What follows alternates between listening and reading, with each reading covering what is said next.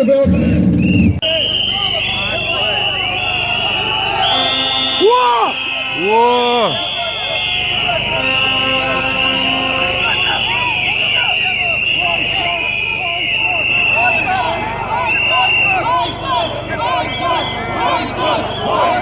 Bojkot! Bojkot! Bojkot! Bojkot!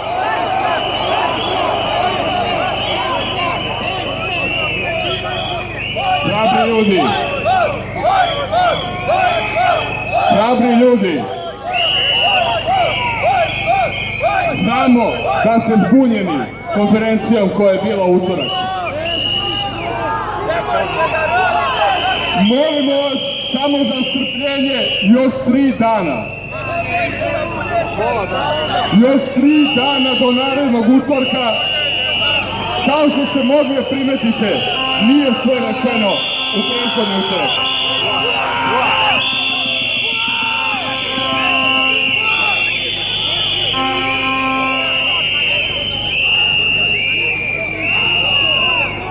Tada, u naredni utorak, reći ćemo sve i bit će potpuno jasno.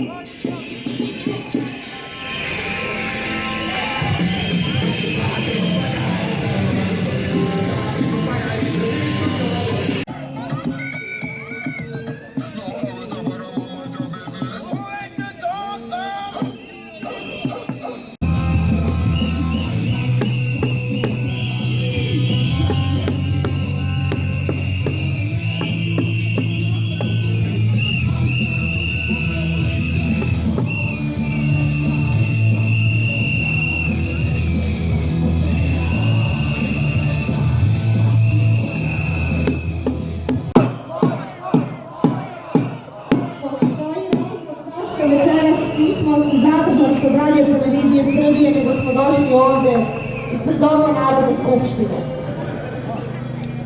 A to je da Aleksandru Vučiću, Ani Brnabić i ostalim njegovim poltronima iz Srpske napredne stranke